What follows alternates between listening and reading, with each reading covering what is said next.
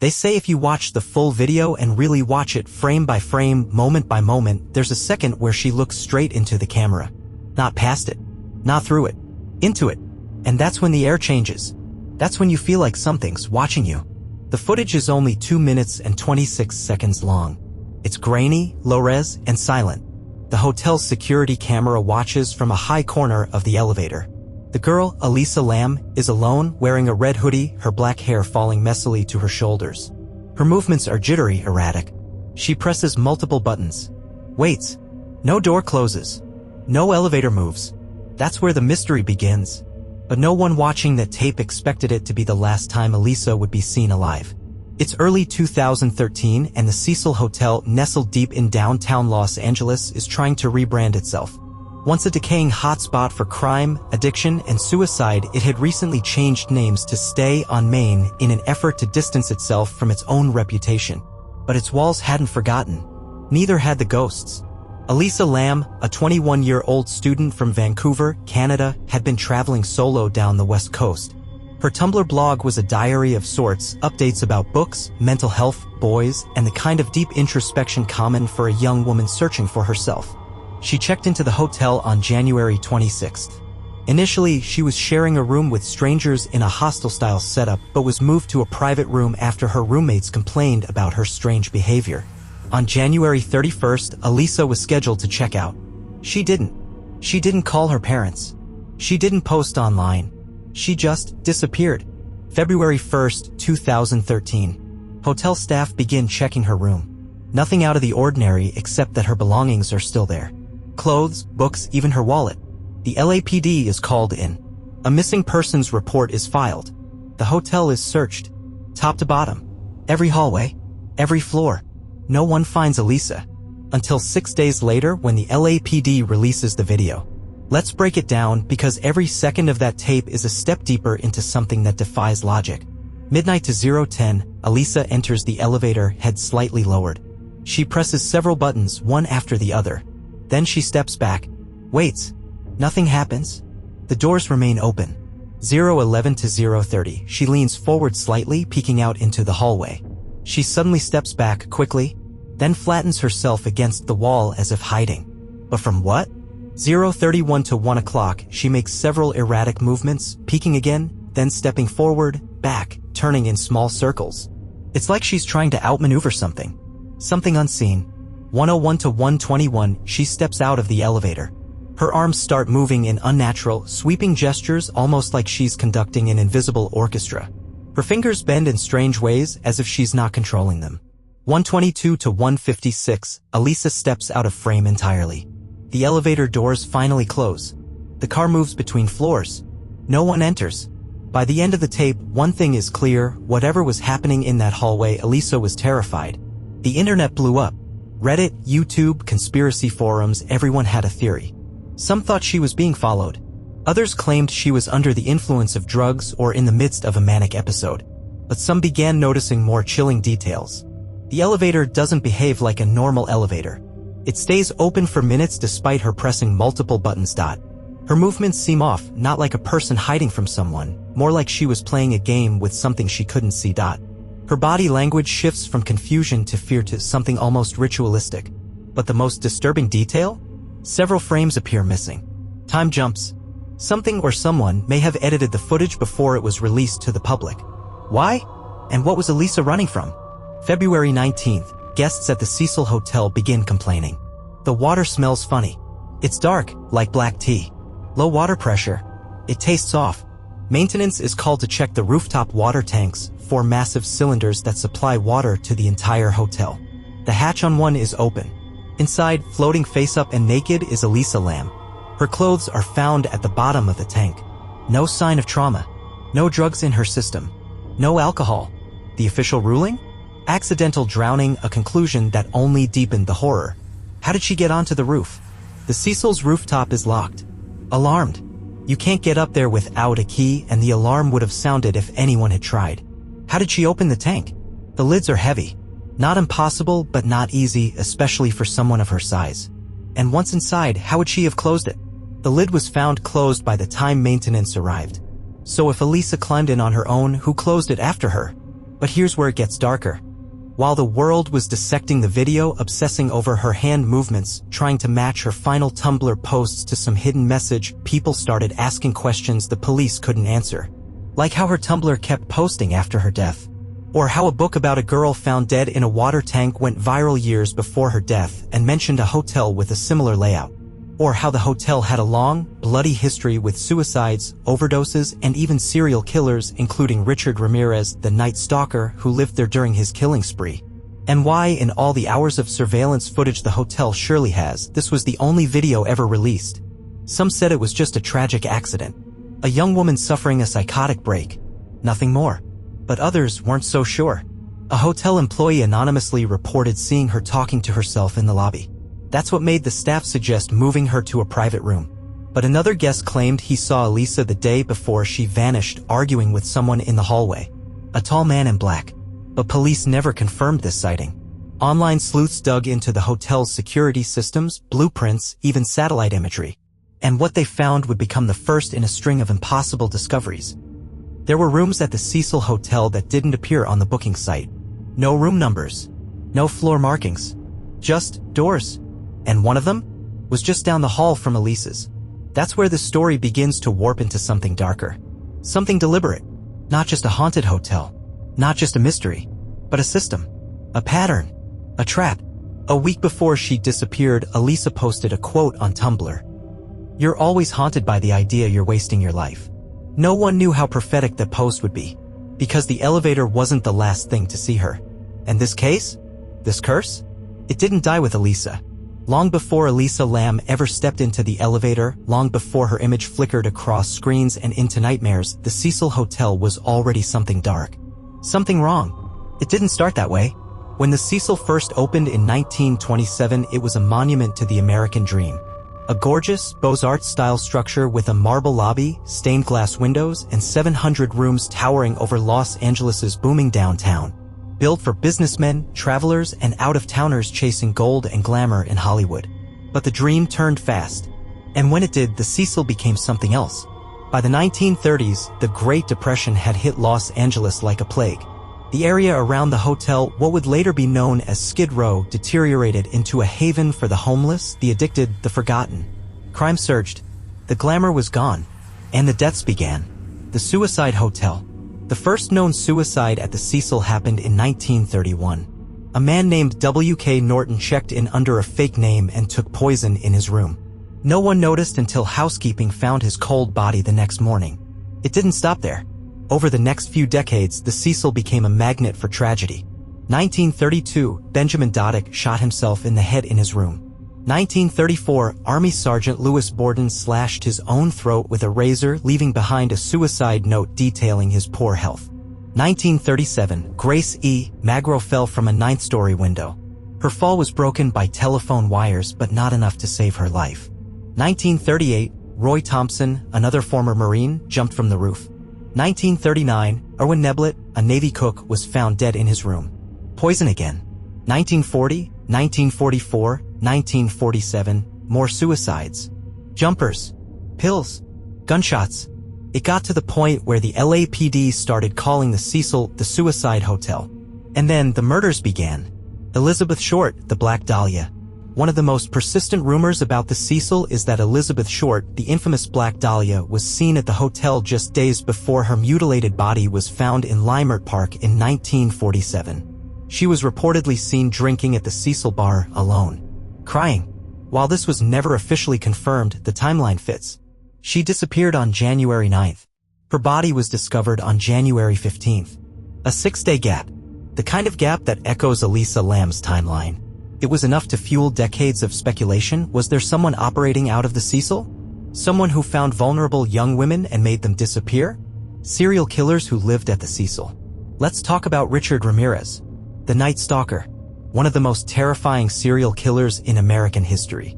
Between 1984 and 1985, Ramirez broke into homes, raped and murdered indiscriminately men, women, children. Sadist, sociopath. He stayed at the Cecil while he was actively killing.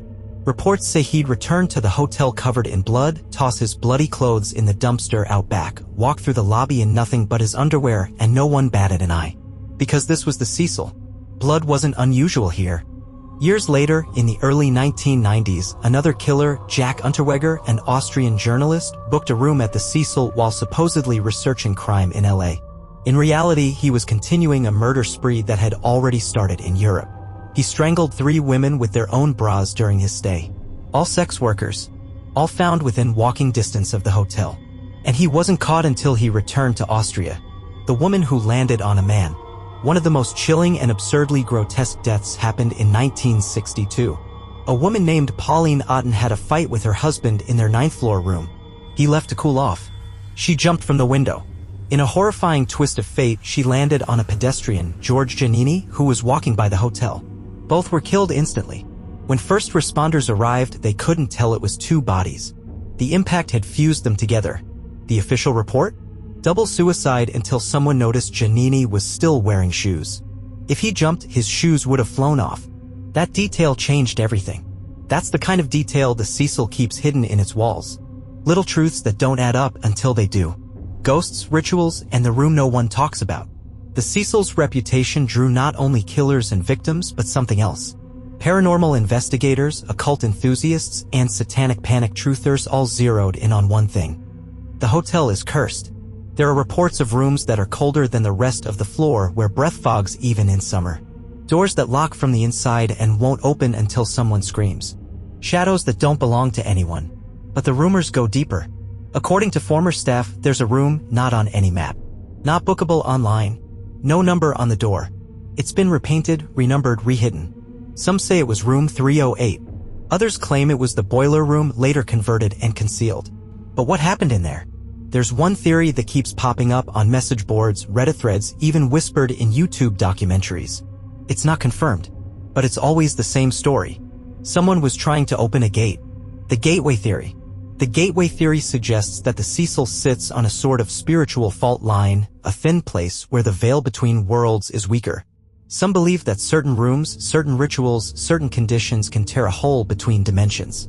That would explain why so many people were drawn to it. Why deaths clustered here over and over. Why people went mad within its walls. And why the elevator never moved when Elisa pressed those buttons. Because it wasn't broken. It was waiting. The hotel tries to hide itself. After years of infamy, lawsuits, and viral conspiracies, the hotel closed in 2017. But in 2021, it reopened again, this time supposedly as affordable housing. They promised it was no longer a hotel. That it had changed. That the past was behind it. But the elevators are still there. The rooftop tanks are still there. And the shadows? Still there. Tourists still gather outside the building. Urban explorers still sneak in. Some leave with nothing but shaky phone footage and dust-covered shoes. But others leave changed. Talking about dreams that feel more like memories. Saying they heard someone calling their name from behind the walls. And then came Elisa. In many ways, Elisa Lam was the perfect storm. She was young. She was alone. Sensitive. Struggling with bipolar disorder, yes, but also fascinated with ideas of fate, coincidence, energy. Her Tumblr, Nouvelle Nouveau, is still online. A time capsule of her thoughts, fears, and hopes. One post reads, "I wish someone could tell me what I'm supposed to do with my life." Another, just a week before her death. "My head is swimming. I can't focus. It feels like I'm being pulled." And then, silence. So, did Elisa Lam fall victim to the hotel's cursed history? Was it a coincidence? A tragedy? Or was she drawn to the Cecil for a reason? Because here's something you probably don't know. In 2013, just days before Elisa arrived in LA, the city was undergoing a mysterious tuberculosis outbreak centered on Skid Row right outside the hotel. And the test used to detect the disease was called the LA Melissa test. No one can explain it. It's a real medical acronym. But the timing is chilling. Some believe it was a message, a pattern repeating, a cosmic joke, or something else entirely. The last day Elisa Lam was seen alive began like any other. She woke up in downtown Los Angeles. The weather was clear, the air stale with city dust, and the sound of sirens rising from Skid Row like a morning alarm clock. It was January 31st, 2013. The day she vanished. She had already spent 5 nights at the Cecil Hotel, a place with a legacy darker than the city itself. But Elisa didn't know that. Or maybe she did. Some people said she picked it because of the price. Others said she was into vintage places. And there are a few online who claim she was drawn there, that the Cecil called to her like it had to so many before. That morning, Elisa left the hotel. And she didn't come back. The routine that wasn't. Elisa had a plan, travel solo from San Diego to Santa Cruz, blogging about it on her Tumblr along the way. She checked in with her family regularly. They were worried. She had been diagnosed with bipolar disorder and depression, and her parents weren't thrilled about her traveling alone. But she promised to stay in touch. She had been good about that. Until she wasn't. On January 31st, she didn't call. She didn't post. She didn't text. Her parents immediately knew something was wrong. They called the police. Reported her missing. The LAPD started searching that day, but quietly at first. No public statement. No helicopters. Just a quiet knock on doors at the Cecil Hotel and a whispered, "Have you seen this girl?" Witnesses start talking. According to hotel staff, Elisa was last seen by the manager and a clerk at the front desk around 5 p.m. on the 31st. They said she seemed normal, but maybe a little anxious. She asked a few strange questions. Something about how the elevator worked. Something about being followed. A bookstore nearby, the last bookstore, ironically confirmed she stopped in that afternoon.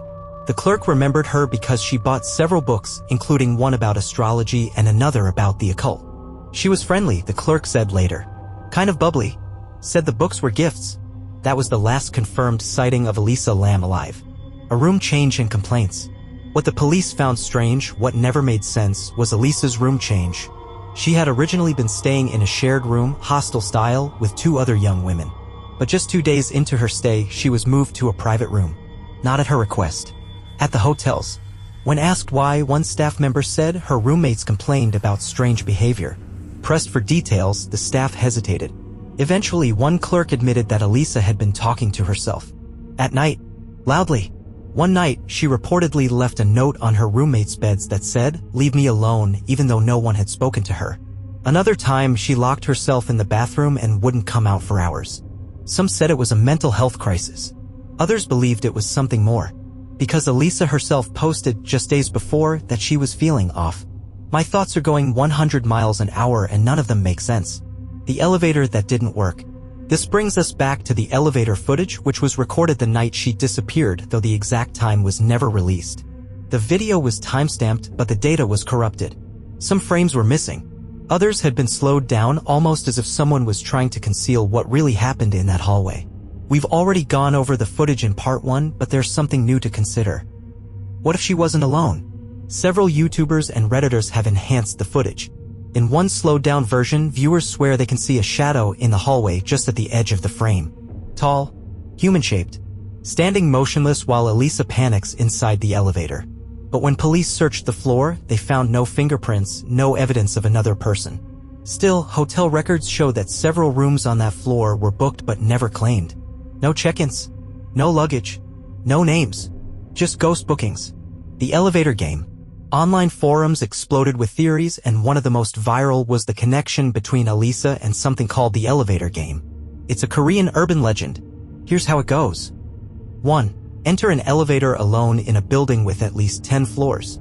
2. Press the floors in a specific sequence, 4, 2, 6, 2, 10, 5. 3. On the 5th floor, a woman may enter. Do not speak to her. 4. Press 1. If the elevator ascends to the 10th floor instead, you've succeeded. 5. When the doors open on 10, don't look back. You've entered another world. The similarities to Elisa's actions in the video are eerie. She presses multiple buttons, waits, peeks into the hallway as if seeing someone. And then, she's gone. The rooftop problem. Days after she was reported missing, police brought dogs to the hotel. Cadaver dogs. They searched the building, including the rooftop, but found nothing. This is what continues to baffle investigators and internet sleuths alike. Because 2 weeks later, when the hotel staff finally checked the water tanks, there she was. Floating, naked, dead. The roof wasn't just locked, it was alarmed. The door had a security system that would have triggered had anyone opened it. Hotel staff insisted it never went off. So how did Elisa get there? There are 3 theories. 1. She climbed the fire escape, but no fingerprints were found, and no footage shows her on the exterior of the building. 2. She was let in. Someone with a key and the ability to bypass the alarm. 3. She was already dead before she got there. Some staff whispered later that the alarm system had been disabled that night. For maintenance, supposedly. No official records confirm this. The Tumblr clue. Even more disturbing was Elisa's Tumblr account, which continued posting after her death. Some of it was queued content. Tumblr allows you to schedule posts, but many were erratic, out of order. Some included reblogs from users she didn't follow. One post was a photo of a hallway, not from the hotel but eerily similar. Another included a single sentence. "They can hear me breathing through the walls." The account remained active for months after her death. Some say it was hacked. Others believe her phone was never found because someone else was using it. The Man in Black. In the weeks following Elisa's disappearance, multiple people came forward saying they saw a tall man in dark clothing lingering near the elevators the night she vanished. One woman staying 2 floors above Elisa told police she heard arguing in the hall around midnight. A girl's voice pleading. Then nothing. The hotel denied any calls to security that night. No noise complaints filed. No guests reported missing except Elisa. But when the LAPD pulled footage from other security cameras in the hotel, most of it was missing. Corrupted. Overwritten. Gone. Except for the elevator. Almost like someone chose what the public was allowed to see. Another body? Here's where the story gets darker and weirder. A few weeks after Elisa's body was discovered, a YouTuber who had visited the Cecil claimed he saw something in one of the drained water tanks. Bones. He said he reported it to the front desk, but no one followed up. The video was posted, then removed. A screen-captured comment claimed, "You weren't supposed to film that room. Please take it down." It resurfaced months later on a conspiracy forum. The image showed what looked like a human jawbone at the bottom of the tank. The LAPD never commented. What we know for sure, by the time Elisa's autopsy was released, the official ruling was accidental drowning, with her bipolar disorder cited as a contributing factor. There were no signs of sexual assault, no trauma. Her toxicology report showed only prescription medication at therapeutic levels. But there were inconsistencies. Asterisk, the autopsy was delayed over 4 months. Asterisk, her clothes were coated in sand-like particles that didn't match the rooftop environment. Asterisk, her cell phone was never found. Asterisk, no explanation was given for how she accessed the roof or the tank. Asterisk, and no footage exists of her leaving the elevator or the hotel. Elisa Lam entered the Cecil Hotel on January 26th. She never left. When Elisa Lam didn't check out of her hotel room on February 1st, 2013, the staff at the Cecil didn't panic. People forget things. Flights get missed. Some guests vanish for a night or two, especially in a place like Skid Row, where the air tastes like desperation and no one wants to ask too many questions. But her belongings were still in the room. Her wallet, her laptop, her medications, her favorite books, The Bell Jar and The Little Prince, were stacked neatly on the desk. And her bed was made like she planned to return. She never did. That's when the search began. LAPD arrives. The LAPD started with the basics. Missing persons routine. Interviews with staff, guests, nearby businesses. No one had seen her since the afternoon of January 31st. No security footage from the lobby. No footage of her exiting the building. The only trace, that haunting elevator video, the only known record of her final moments. But even that had problems. For one, the timestamp was corrupted, missing, fuzzy, jumpy. And more critically, several minutes were clearly edited out. The video was released to the public on February 14th, sparking a media storm and internet obsession. But internally, the LAPD was stuck. They had no witnesses, no leads, and the hotel staff weren't exactly helpful. Staff silence. The Cecil's management was cooperative at first, but only just. Requests for full security camera access were met with excuses. "We've already taped over that footage. That wing was under repair. That camera never worked properly." They claimed the rooftop alarm was never triggered, that no one could access the water tanks without setting it off. Yet, when pressed, no employee could produce maintenance logs to prove it was tested in the days Elisa disappeared. A night shift janitor mentioned something odd. A room on the 4th floor had been booked under a fake name that weekend. No ID. Cash only. But when investigators returned to ask more questions, he was gone. Quit. Moved back to Mexico. The floor no one talks about. One of the officers assigned to the case, a rookie named Danvers, reportedly noticed a strange detail. The elevator panel Elisa used in the video showed multiple buttons pressed. 14, 10, 7, 4, and another button. One that didn't have a label. When Danvers asked about it, the hotel manager brushed it off. Old wiring. Doesn't go anywhere. But old hotel blueprints buried deep in city records showed something else. A maintenance floor between 4 and 5. Not accessible by stairs. Not labeled. A sealed floor. One that, according to the plans, connected to the plumbing system. The same system that fed into the water tanks. Water complaints begin. Around February 15th, guests started to complain. The water pressure's low. It smells metallic. It tastes weird. It's brown. One British tourist couple reported that the shower water was black when they first turned it on. It cleared up after a minute, they said, but it still tasted awful. They brushed it off. Until the next morning, when they saw something in the sink. A strand of long black hair. Neither of them had dark hair. And they were both blonde. The locked roof. After complaints reached a boiling point, the hotel dispatched a maintenance worker named Santiago Lopez to check the rooftop water tanks. He climbed the access ladder, no security alarm, no key card. Just a flimsy door and a latch. When he got to the top, the hatch to one of the 4 tanks was open. Inside, floating face up, completely naked, was Elisa Lam. Her body had been decomposing in the water for over 2 weeks. Immediate questions. The discovery sent shockwaves through the media. But inside the investigation, the atmosphere shifted. Nothing made sense. The tank hatch was too heavy for Elisa to lift alone, especially if she were in a manic or panicked state. There was no ladder inside the tank. Once in, she couldn't have closed the lid herself. Yet it was found closed. The water level was low. She would have had to jump several feet down into darkness. The autopsy revealed no alcohol or drugs in her system. Only her prescribed meds. And then there was the most chilling detail. Despite being submerged for over 2 weeks, her body showed no sign of bloating.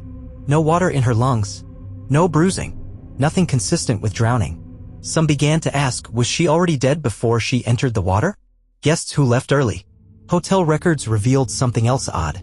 In the 2 days following Elisa's disappearance, 5 rooms were vacated early, all on the 4th floor. One couple, never identified publicly, checked in on the 30th and left early on February 1st. The man reportedly told the front desk, "We're not sleeping here another night. Something's wrong with that floor." When questioned by police, they refused to give a statement. But a maid who cleaned their room claimed she found strange symbols drawn on the mirror. Circles, triangles, and something that looked like a sigil, a kind of ritualistic marking used in occult practices. The hotel painted over it the next day. The elevator again. An independent investigator hired by Elisa's family returned to the Cecil in March. He wanted to understand the elevator. Why didn't the doors close in the footage? He pressed the same sequence of buttons Elisa had. Nothing happened. He pressed again, this time adding the mystery button. The doors remained open for nearly 2 full minutes. Just like in the video. But then he noticed something else. The elevator wasn't going anywhere because it was locked. The control panel had been disabled from the basement wiring panel. Someone had overridden it. The guest who filmed. In April, a tourist from Brazil uploaded a video to YouTube. He had been staying at the Cecil the same week Elisa disappeared. His room faced the water tanks.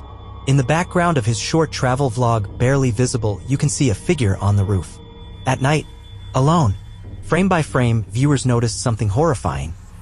The figure is pacing in circles. It occasionally stops to look toward the water tanks. Then it disappears. Some say it was just a hotel employee. Others are sure it wasn't. The video was removed days later. The online warning. A week after Elisa was found, a Reddit user posted anonymously in a thread about the case. They won't tell you what the dogs found. The account was deleted hours later. But not before another message was posted. It wasn't suicide. She went to the wrong room. That's all I'll say. The room with no name. According to an anonymous tip sent to a journalist covering the case, there was a room on the 4th floor that wasn't listed in any of the hotel's directories. A fire door. No number. Guests who stayed nearby claimed to hear mechanical humming from inside. One even described hearing what sounded like chanting at 3 a.m.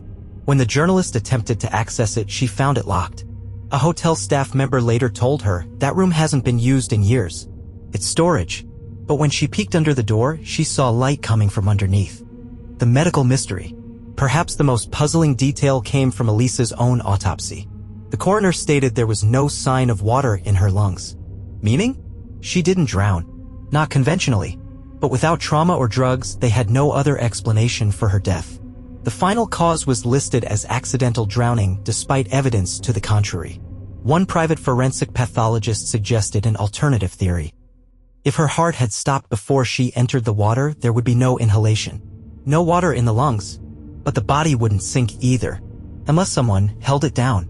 Aftermath. The Cecil Hotel continued to operate for years after Elisa's death.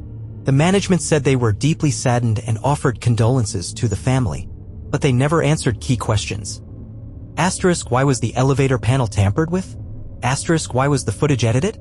Asterisk, who accessed the roof without tripping the alarm? Asterisk, and why did Elisa go silent on her blog until weeks after her death? Someone was hiding something. And if you believe some of the online sleuths, the Cecil is just the surface. Because Elisa wasn't the first to vanish inside that building. And she wouldn't be the last. When Santiago Lopez opened the hatch, the sunlight hit the water first, and what floated inside? A pale figure. Face up. Long black hair spreading like ink across the surface. Naked. Motionless. It was February 19, 2013, 19 days after Elisa Lam had last been seen alive. And for nearly 3 weeks, she'd been floating in one of the Cecil Hotel's rooftop water tanks, the same tanks that supplied water to the entire hotel. Water the guests had used to brush their teeth, to drink, to bathe. One of the guests said, "I thought it tasted strange. Like rust. But I didn't think I was drinking death." The body. Elisa was retrieved from the tank by the Los Angeles Fire Department in a complicated extraction. The tanks were massive, 8 feet tall, 4 feet wide, with sealed tops that required heavy equipment to access properly. Her body had to be cut out and removed via the narrow hatch she somehow got through. The condition of the body sent investigators down a new rabbit hole. Despite being submerged in water for nearly 3 weeks, there were no clear signs of decomposition. Some skin slippage, minor bloating, but no severe breakdown. That's not normal. There was something else, too. Her clothing, originally seen on her in the elevator video, was not on her body. Her red hoodie, black shorts, underwear, and sandals were found at the bottom of the tank, coated in a grainy sand-like residue. The water had been shut off only after guests began complaining. That meant for over 2 weeks, people had been drinking, washing, and cooking with water that had a decomposing body inside it. No water in her lungs. The official autopsy report was released 4 months later, far longer than a standard case. The conclusion? Accidental drowning. Mental illness cited as a contributing factor. But the autopsy itself raised more questions than it answered. No water in the lungs. No signs of head trauma. No bruising around the neck or limbs, which would be common in a drowning victim thrashing against containment. Even more disturbing, no clear signs she drowned at all.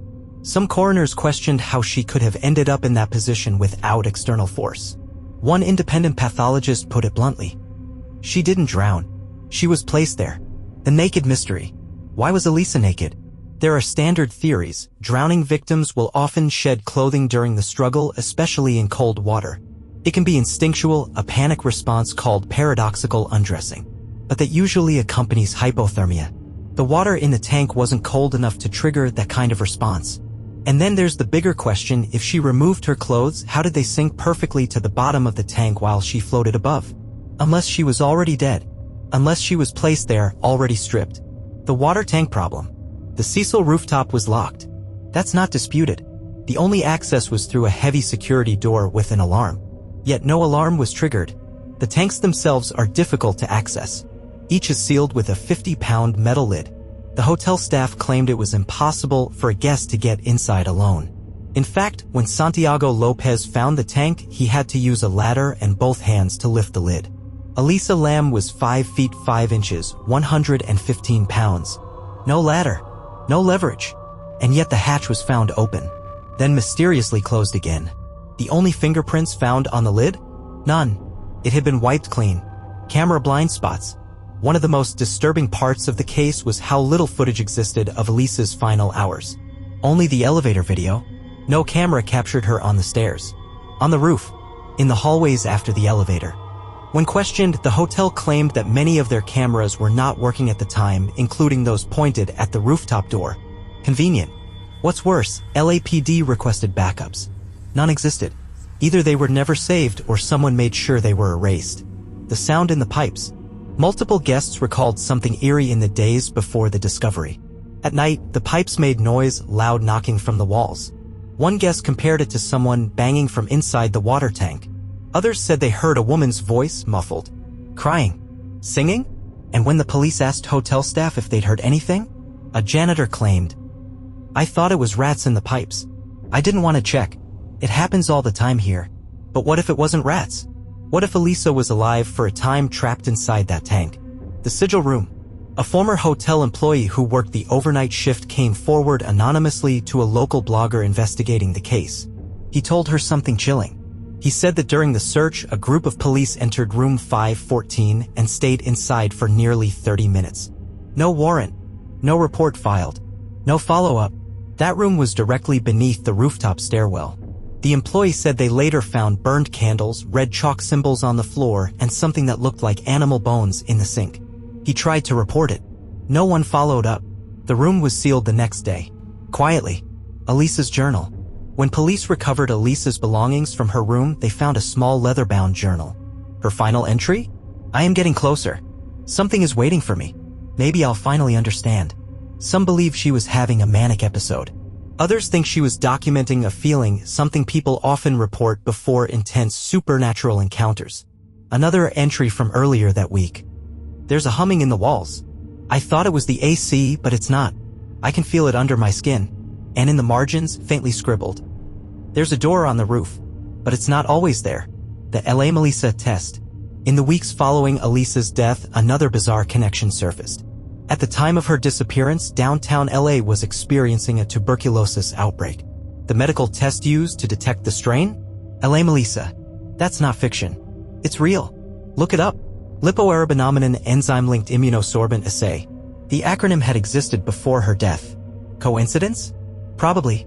But internet sleuths weren't convinced. They suggested that Elisa was somehow involved in a cover-up, that she was infected, part of a trial, or stumbled upon something she wasn't supposed to see. How else do you explain her mysterious disappearance? The delay in finding her? The missing footage? The erased evidence? And how did the LAPD go from full investigation to closed case in a matter of weeks? Something older. Paranormal researchers began digging deeper into the Cecil Hotel's rooftop layout. Using old maps and satellite data, they discovered something chilling. Beneath the water tanks, directly under the rooftop hatch, was an old sealed access tunnel. A part of the building no longer in use. It connected to a chamber in the basement, originally used for boiler maintenance in the 1930s. Some claim that room had long been abandoned. Others say it was used by occult groups in the 1980s, ritual circles, candle ceremonies, even animal sacrifice. A tourist once caught exploring the hotel in 2006 claimed to have found it and called it a tomb of rust and whispers. The doorway was welded shut shortly after Elisa's body was found. Was she sacrificed? This is the theory that haunts conspiracy threads, Reddit posts, and documentary comment sections. That Elisa was not mentally unstable, not suicidal, but rather chosen. That something inside the Cecil, someone orchestrated her death. Not a murder, not an accident, a ritual. To open something, to close something, or defeat something. Remember the sigils? The unmarked room? The missing footage? And the strange phrase Elisa posted just a few days before disappearing. "They've been waiting for me." Silence and lawsuit. Elisa's parents sued the hotel for negligence.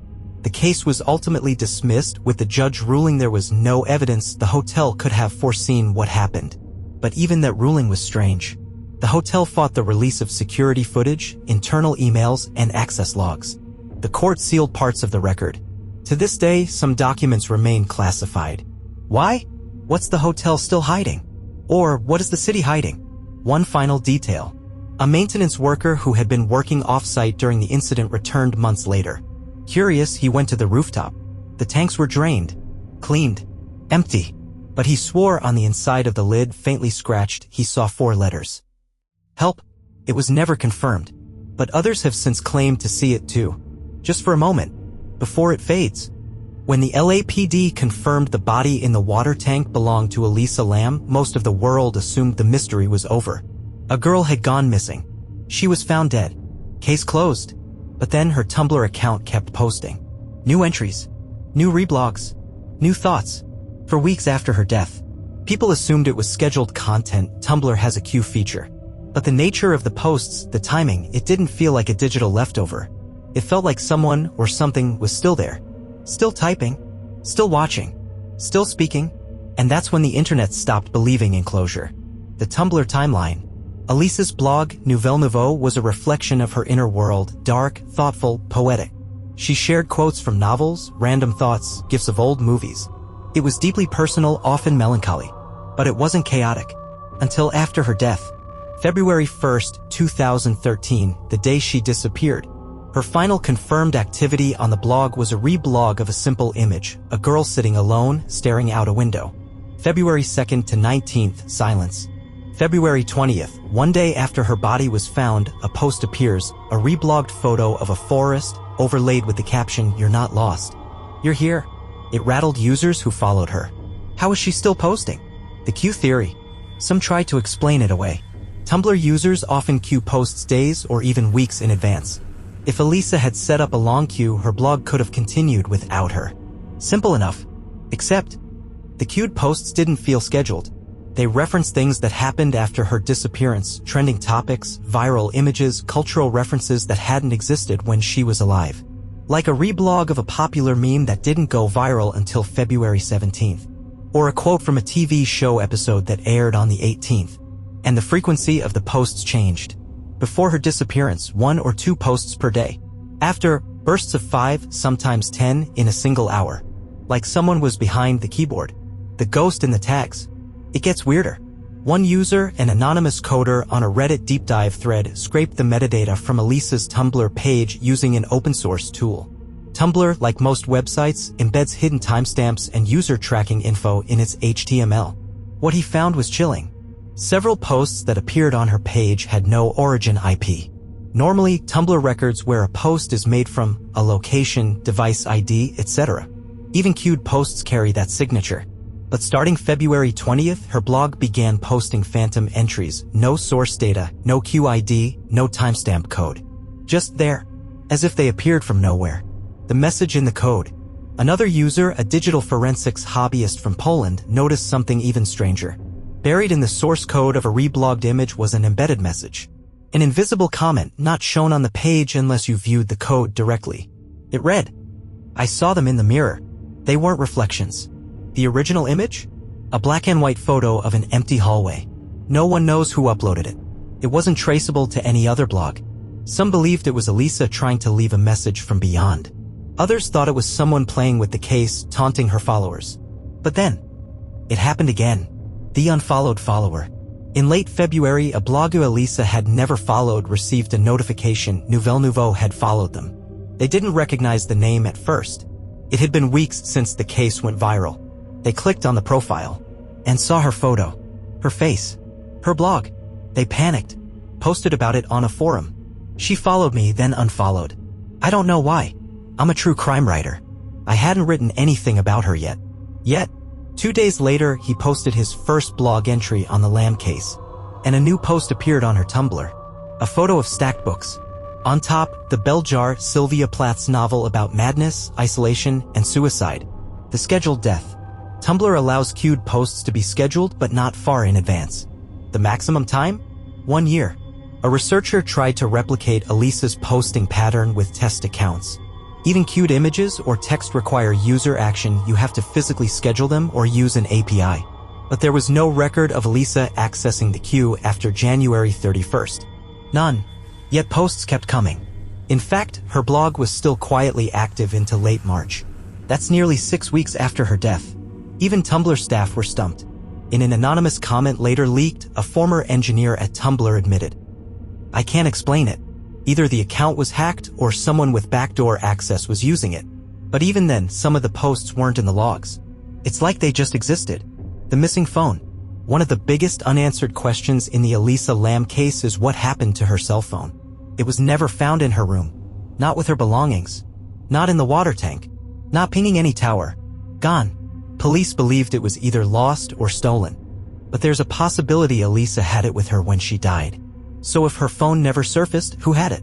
Some believe that someone was using it to access her accounts. That would explain the new posts, the reblogs, the photos. But Tumblr showed no device activity after her death. So if it wasn't a phone, then what was it? A message from the beyond? In April 2013, 2 months after Elisa's body was found, a short post appeared on her Tumblr. No image, just one sentence. "I'm not done yet." It vanished within minutes, but several users screenshotted it. Some dismissed it as a hoax, someone with similar credentials faking a post to stir chaos. Others weren't so sure, because the post's unique ID number was consistent with her original post timeline. Meaning? It came from her account, not a clone, not a fake, her actual account. Ghost in the machine. Paranormal investigators have long believed that electronic devices can act as conduits, picking up energy, storing it, even transmitting impressions from the dead. Called instrumental transcommunication, it's the theory that ghosts can speak through electronics. Radios, TVs, phones, and maybe Tumblr? Elisa's blog may have been the first widely documented case of a social media account behaving as if haunted. Scheduled posts? Maybe. But unsourced, uncoded, deviceless posts?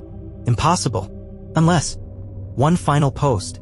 In late April 2013, the blog suddenly went dark. All posts stopped. The queue emptied. The layout reverted to default. And then the entire blog was marked private. No warning. No explanation. But not before one final entry. Dated April 21st. A simple quote. "I am in the walls now." Some claim it never existed. Others swear they saw it. No screenshot has been confirmed. But a Reddit user who archived her blog in real time insists the post was there, then gone. Deleted. Not by Tumblr. Not by a hacker. But from within. The IP that shouldn't exist. In 2014, a group of digital detectives ran a trace on one of the ghost posts. They used an archived image reblogged by Elisa's blog and cross-referenced it with server data. An IP address popped up 42.611.73.001. Not a standard IP. In fact, it doesn't exist. The 611 block isn't a valid range. And the location it pointed to? Nowhere. Literally. A blank coordinate. As if the post came from a place that didn't exist on any map. So who was posting? There are 3 main theories. 1. It was someone else. A person who stole Elisa's phone or hacked her account. Maybe even someone from the hotel. Someone who wanted to control the narrative or leave a trail. 2. It was a system glitch. An impossible but real software bug. Queues, cache issues, corrupted data. But Tumblr engineers said it couldn't happen. 3. It was Elisa. Somehow in some way still trying to speak. Whether from residual energy, digital imprint, or something that defies science. Maybe her last thoughts lived on embedded in the wires. A ghost writing the signal. The silence now. Today, Nouvelle Nouveau is gone. Deleted. Scrubbed. You can find fragments in the Wayback Machine, bits and pieces of her mind. But the haunted part? That's gone. Tumblr refuses to comment. The LAPD never mentioned the account in their report. And the phone? Still missing. By now, most people know the elevator video. You've seen it. Millions have. Grainy footage. Fluorescent lighting. Elisa Lam pressing buttons in a rapid sequence, peeking out of the elevator like she's being followed. Her hands moving strangely. Her behavior erratic. It was the last confirmed sighting of her alive. But the most disturbing part isn't what's in the video. It's what's not. Because something is missing. Minutes, actually. Key pieces of time are chopped, erased, distorted. And if you believe the right people, those missing minutes hold the answer to the entire mystery. The elevator video released and altered. The video was first released to the public on February 14, 2013 by the Los Angeles Police Department. It was supposed to help with their search for Elisa. A last-ditch effort after 2 weeks of no leads, no evidence, and no witnesses. Within 48 hours, it went viral. And then the theories exploded. People noticed something was wrong. Not just Elisa's behavior. The video itself. It didn't play normally. The timestamp was corrupted. Blurred. Obscured. In fact, it was nearly unreadable. And that wasn't all. Time distortion. Digital analysts across forums and YouTube began dissecting the footage frame by frame. They noticed jump cuts, moments missing. A few seconds here. Half a second there. Then a massive gap, nearly 1 full minute of footage was clearly removed.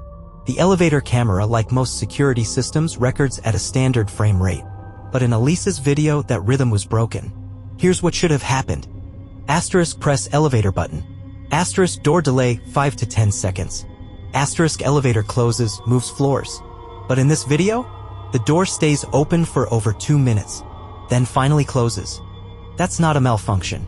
That's manual override. The button sequence. In the video, Elisa presses a specific pattern of buttons.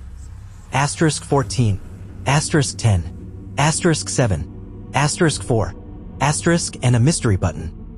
Online users speculated it was the Korean elevator game covered in Part 3 or a panic response. But there's another possibility. She wasn't trying to use the elevator. She was trying to trap it. If someone was following her, maybe she was trying to confuse the system. Keep the elevator on the same floor. Or stall it. But again, the elevator didn't move. Not until after she walked out. As if someone or something had disabled it. Footage frame by frame, something else was there. Digital forensic hobbyists ran the video through enhancement filters. Several versions exist online.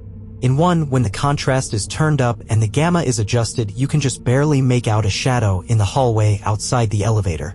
It's not Elisa's. It's too tall. Too wide. It doesn't move. At first.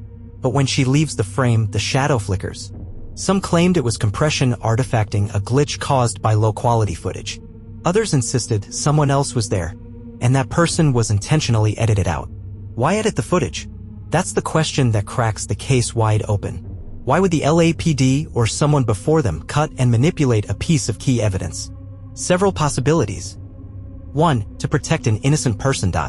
If someone was seen with Elisa, someone not related to the case, they might have removed them to avoid false accusations. 2. To protect the hotel. If the footage showed a staff member or someone with access to restricted areas, it could have opened the hotel to lawsuits. 3. To hide a crime. If someone was with her and that someone played a role in her death, deleting that footage is obstruction of justice. But here's where it gets truly disturbing. The video wasn't just edited. It was deliberately glitched. The glitch pattern. Computer analysts noticed something almost unbelievable. The distorted sections of the video, the frames that appear blurred or slowed, follow a pattern. Every time Elisa steps forward, peeks into the hallway, or appears scared, the video lags. It's not random. One digital forensics expert even created a heat map plotting the video's corruption across the timeline. The result? A clear pattern of interference centered around Elisa's interactions with something outside the frame. That's not coincidence. That's censorship. The lobby footage that never surfaced. The Cecil Hotel had dozens of cameras. Lobby, stairs, rooftop access, hallways, but only one video was ever released. Just the elevator. LAPD never released footage of her entering the building, or walking the halls, or heading to the rooftop. None of it. When pressed by reporters, the official statement was, "No other relevant footage exists." That's not the same as there was no footage. It means it was withheld, or destroyed, a leak from inside. In 2014, a former Cecil employee who asked to remain anonymous sent an encrypted message to a paranormal blog that had been investigating the case. In it, they claimed to have seen unedited footage. What they described was shocking. There was someone else in the hallway. A man, in all black, put up, standing still. He was on the 4th floor when she was in the elevator, watching her. The employee said that version was passed to LAPD, then never seen again. When they asked for copies, they were fired the next day. The elevator door trick.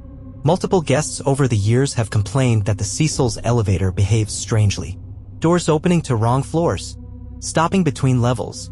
Opening and not closing even after no one enters. One guest said she was trapped inside the elevator for 30 minutes while the lights flickered. Security told her it was an old wiring issue. But what if it wasn't? What if someone, a person, or a system was controlling the elevators?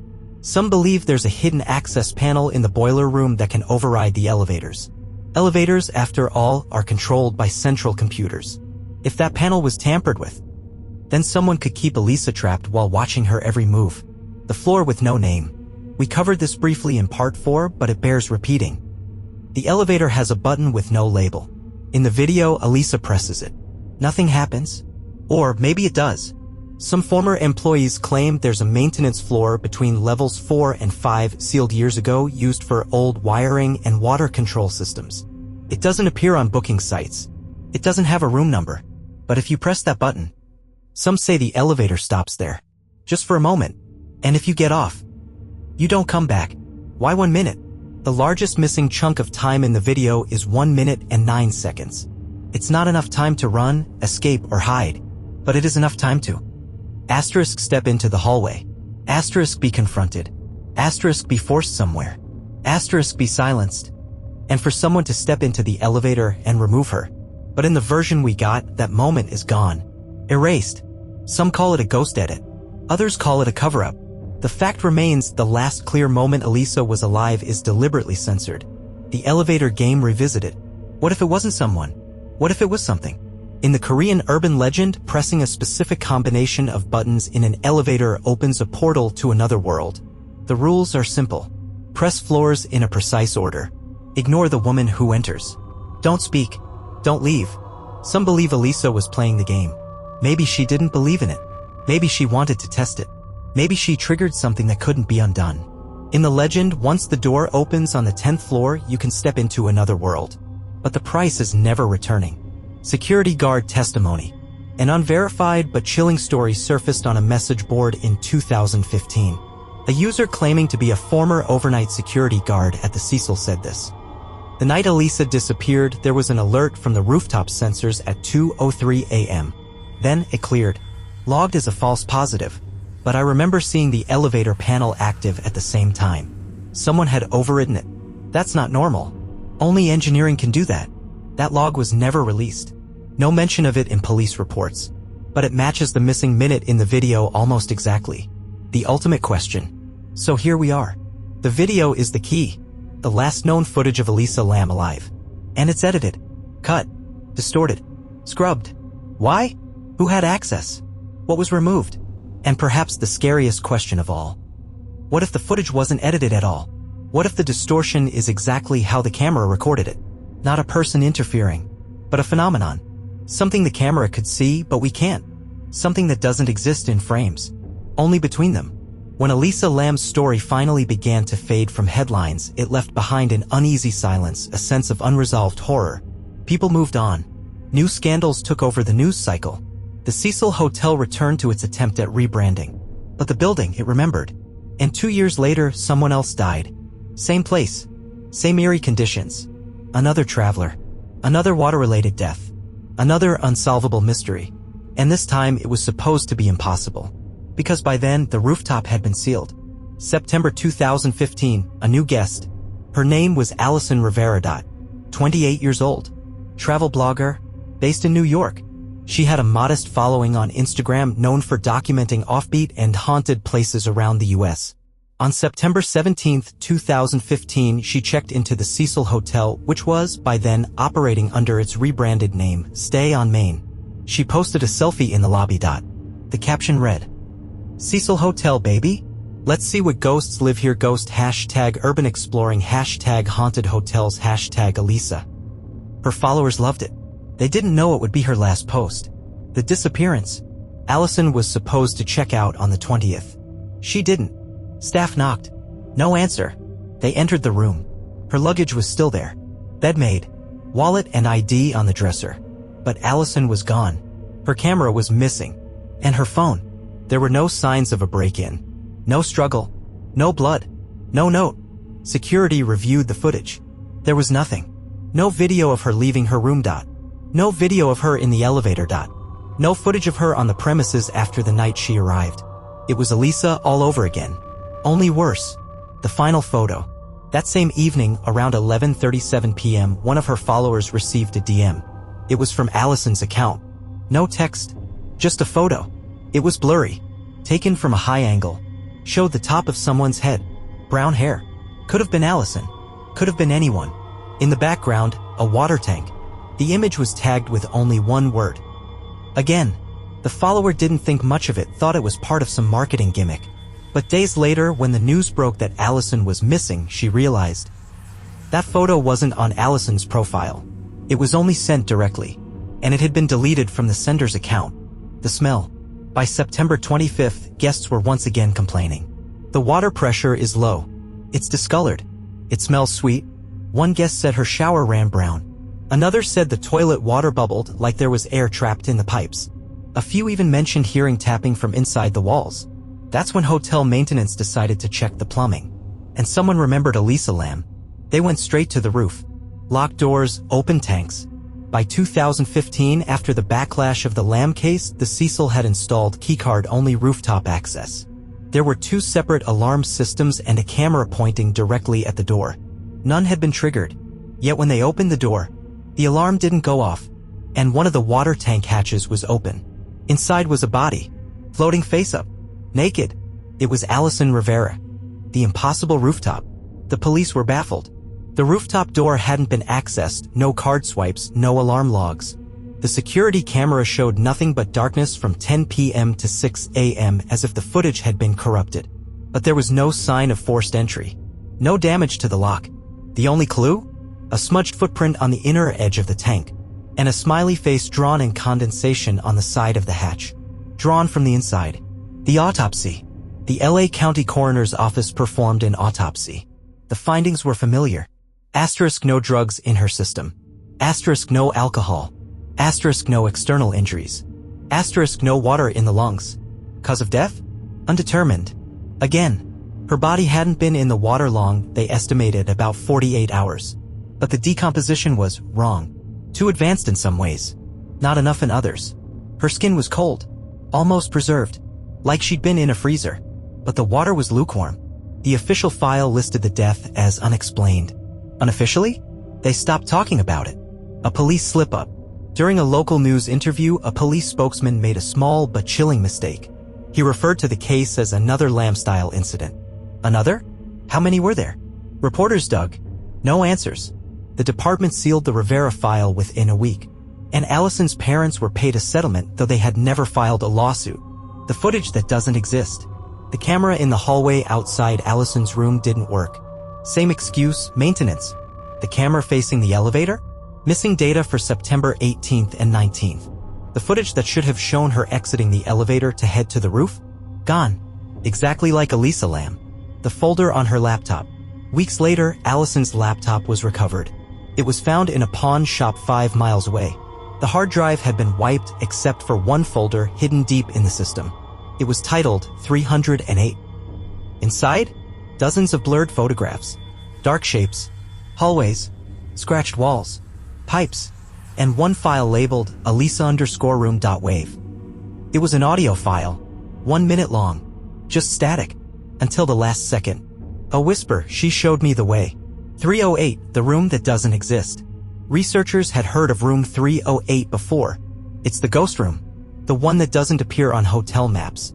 A room rumored to have been sealed decades ago after multiple deaths, including one involving a young girl who drowned in a bathtub. A room said to be used in the past by members of a certain society, as one retired staff member cryptically put it.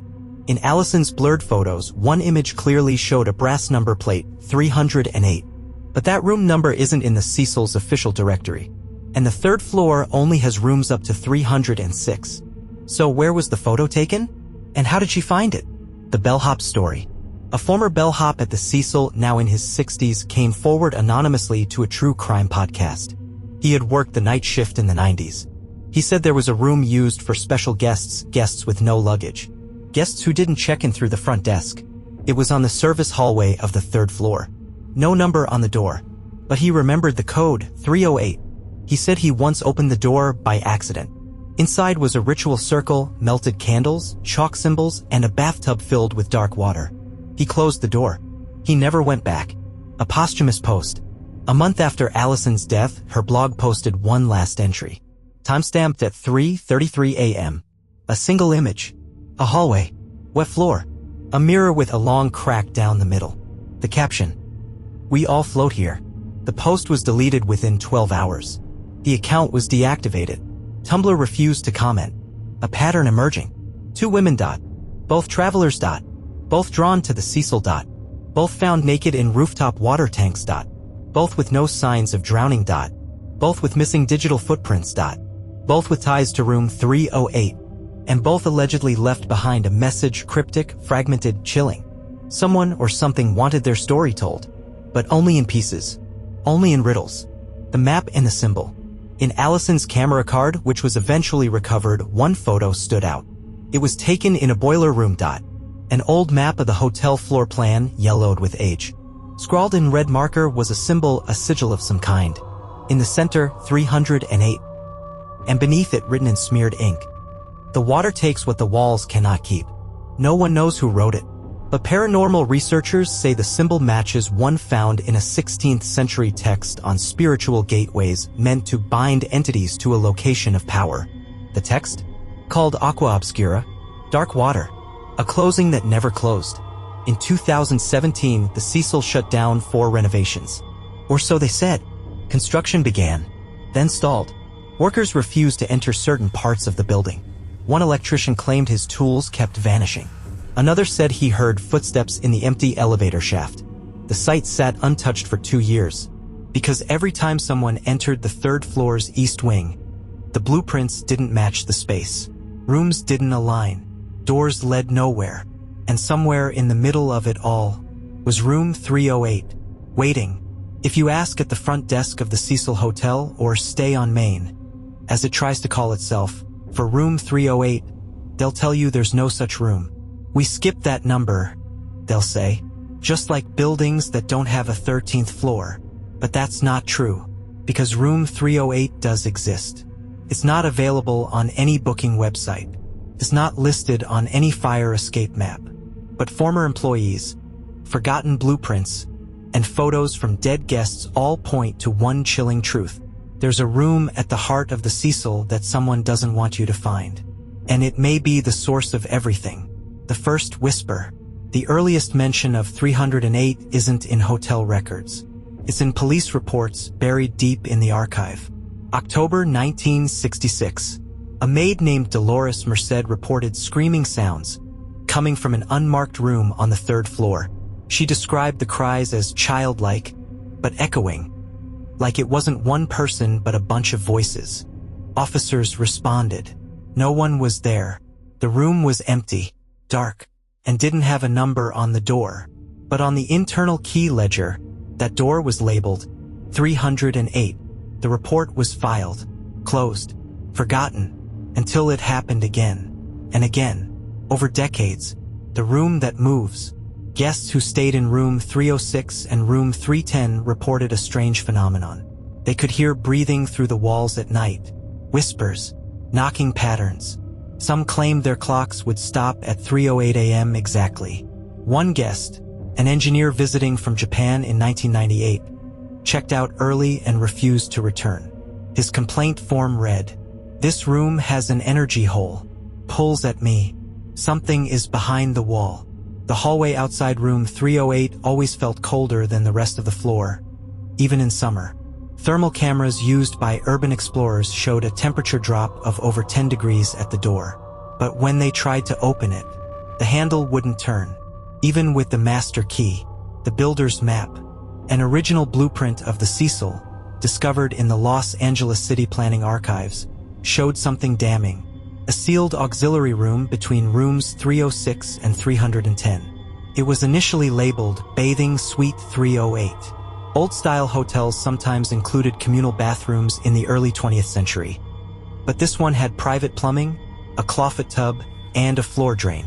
Unusual. More unusual? The room was marked as decommissioned in 1943.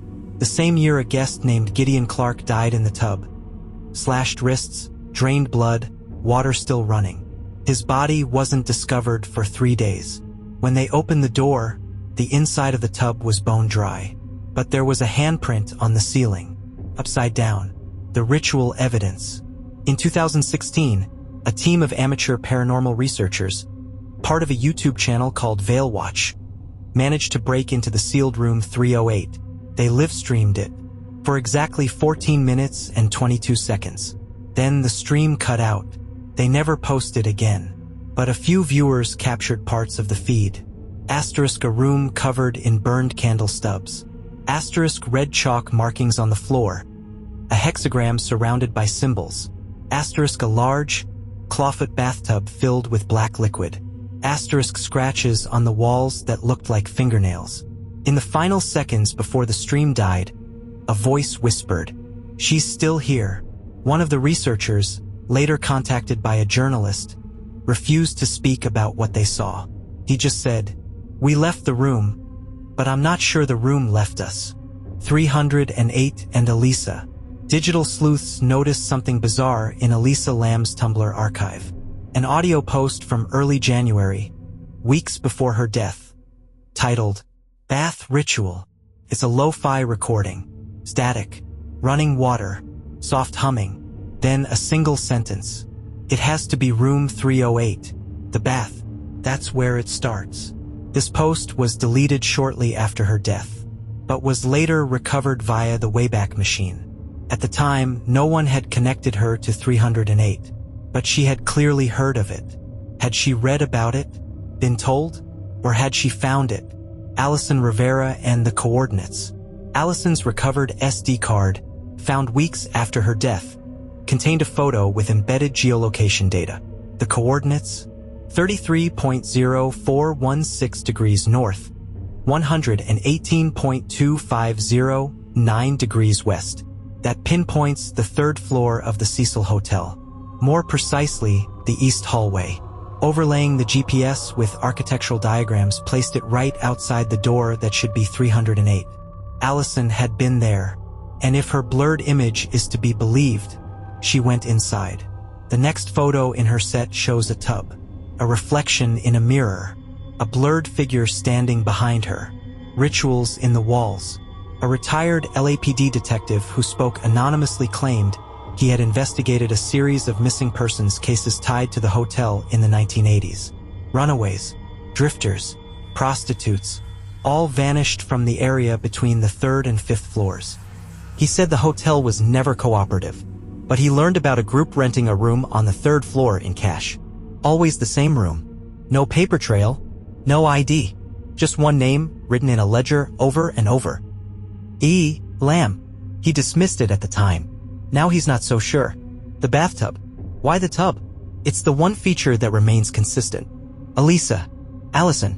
Even the historical death in 1943. The tub is always full of dark water even when the plumbing is dry. One urban explorer who snuck into the room in 2019 described what he saw in a Reddit AMA. It wasn't water. It was thicker. Like oil. But when I touched it, it was cold. Ice cold. I dipped my fingers in and heard, I swear, a voice say my name. He left immediately. But that night, he claimed every photo he took inside 308 was corrupted. Only one image remained. The tub. Empty. But in the mirror?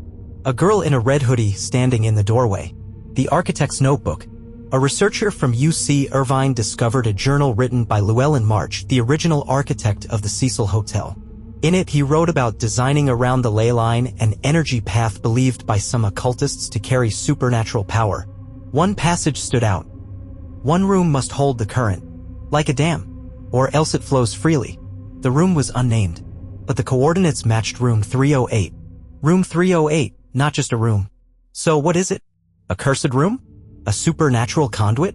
Or something worse? Some believe room 308 is the source. A portal.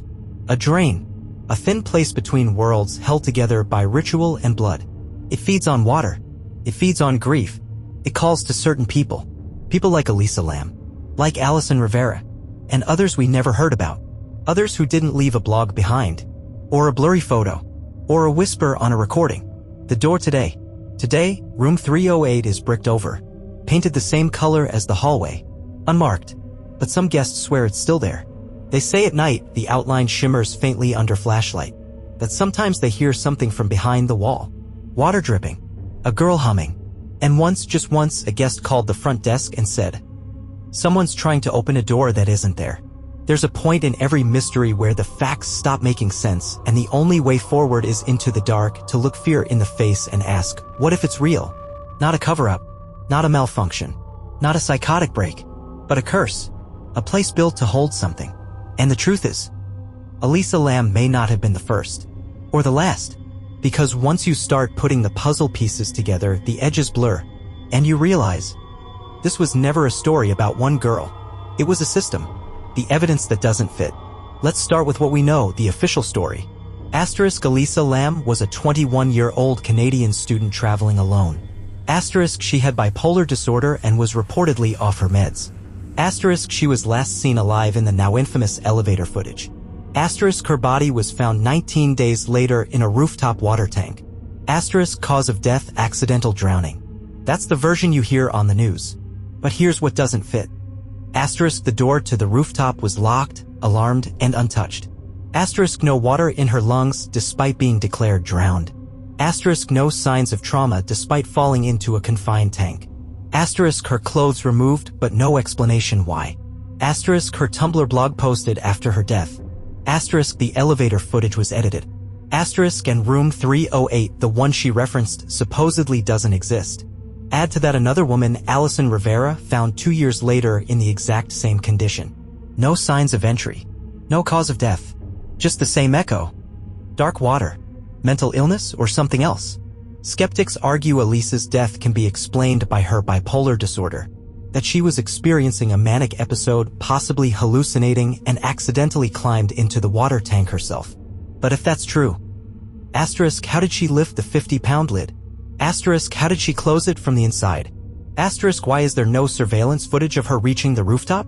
And what about the post-mortem inconsistencies? Even experts questioned the findings. A forensic psychologist reviewing the autopsy said, if she was in a psychotic state, her actions don't follow any known behavioral patterns.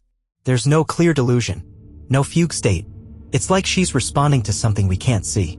The witness nobody talks about. One detail rarely mentioned is a guest staying 2 rooms down from Elisa.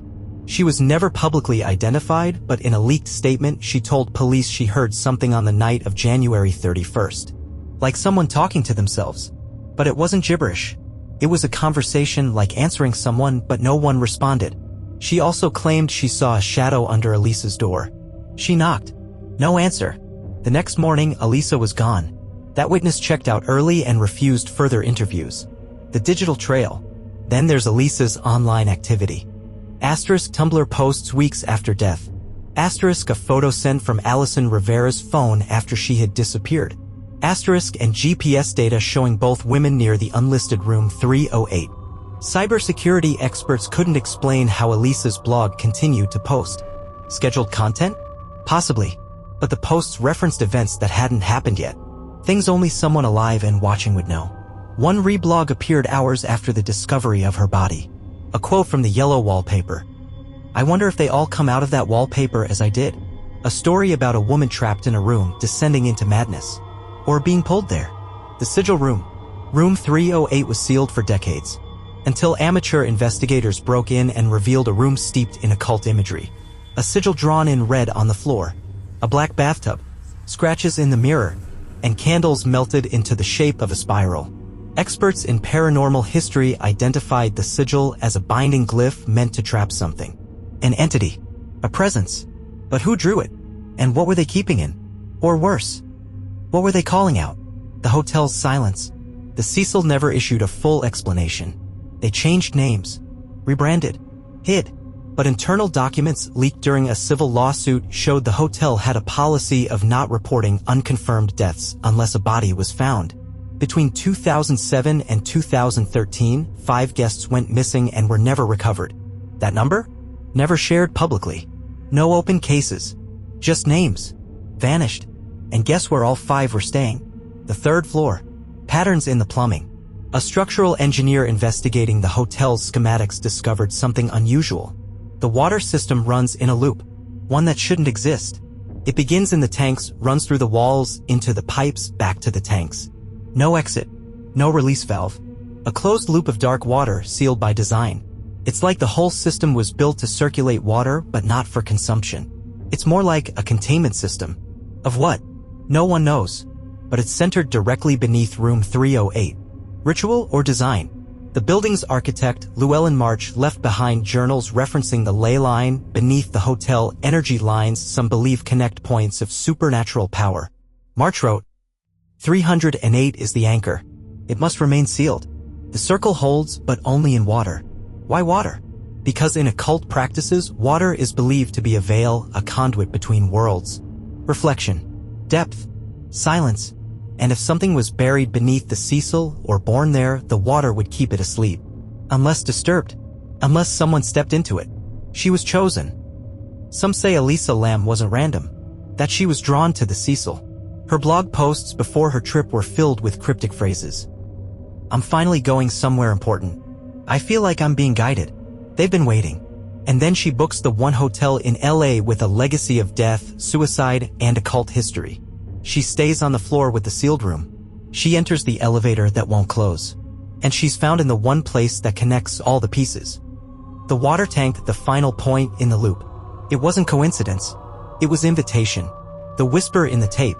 A digital forensic team hired by an independent investigator enhanced the audio from the elevator video. At first, there's nothing. But deep in the noise, something emerges. A voice. A whisper. Barely audible. Warped by static. But the words are chilling. She opened the door. What door? To the tank? To the roof? Or to something worse? The second girl. And then came Alison Rivera. Found the same way. In the same tank. In the same hotel. No explanation. And a message from her phone. Again, she had investigated Elisa's case. Traced her steps. Entered the same room. She went looking for answers. And became one. Truth or curse? So what is the truth? Was Elisa Lam mentally ill? Was the hotel negligent? Was Alison just a tragic coincidence? Or is the Cecil Hotel a trap, a supernatural snare woven into steel, brick, and water? A building designed not to house guests, but to feed something? Something hungry. Something patient. Something that uses reflection, mirrors, puddles, water to reach, and waits behind doors that aren't real. The Cecil today. The building is under renovation. No guests allowed, but urban explorers still sneak in. And every so often, someone posts a new photo. A shadow in a mirror. A light under a door that shouldn't exist. Or a sound. Water dripping. And once a message scrawled on a foggy mirror. She's not gone. The final word. You have a choice. You can believe the official story. That Elisa Lam was just a girl who had an episode. A sad accident. That Alison Rivera made a bad choice. That room 308 doesn't exist. That the tank closed itself. That water can't whisper. Or, you can look at the pattern, the secrets, the evidence buried under silence and time, and ask the only question that matters. What if Elisa was right? What if they really were waiting?